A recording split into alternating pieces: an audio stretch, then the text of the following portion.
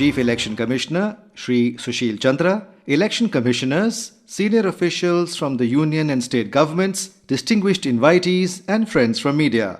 At the outset, I extend my hearty felicitations and greetings to all of you and fellow citizens on the occasion of the 73rd Republic Day tomorrow.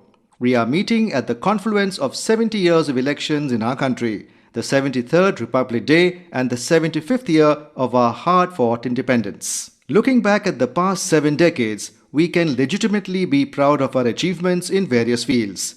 However, what is most remarkable is our continuous endeavor to strengthen our democratic structures to transform India, the world's largest democracy, into a vibrant, inclusive, participative and progressive democracy where each citizen has a voice that is heard and each citizen contributes to the governance and development of the nation. We not only took the bold step of introducing universal suffrage right from the time we became independent, but established a credible institutional framework to conduct elections to ensure that the voting right of every citizen is protected. I compliment the Chief Election Commissioner, the election commissioners, the staff of the Election Commission and the Chief Electoral Officers in the states, as well as every functionary engaged in conducting elections right up to the polling station level for continuously enriching our democracy. You are indeed the proud inheritors of an illustrious legacy that your predecessors have left behind.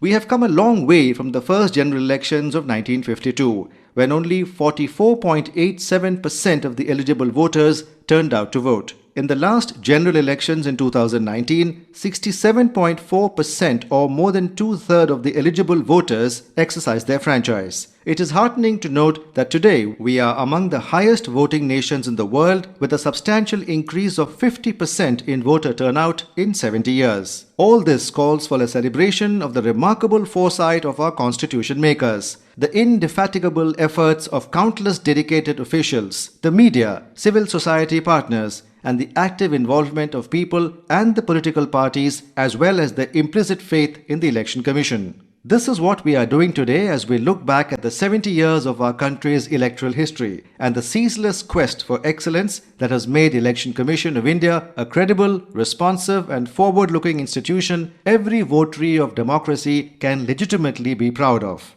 The theme of today's 12th National Voters' Day is making our elections inclusive, accessible and participative. The challenge before the Election Commission and the country is to ensure a steady increase in the voter turnout in every election to make our electoral democracy more inclusive by addressing the barriers to voting. This year's theme of inclusive, accessible and participative elections is hence very apt. I am pleased to note the consistent efforts of the Election Commission of India to improve voter turnout and also enhance the integrity of election process. Thanks to initiatives like systematic voter education and electoral participation (SWEEP), voter turnout has increased by 8% from 58.21% in 2009 to 66.44% in 2014. I am delighted that in the last general elections in 2019 and for the first time, women voter turnout was more than that of men by a margin of 0.17%. Elections to 5 state assemblies last year held under COVID protocol formulated by the Commission has witnessed huge voter turnout in the range of 74% to 84%. Voter registration process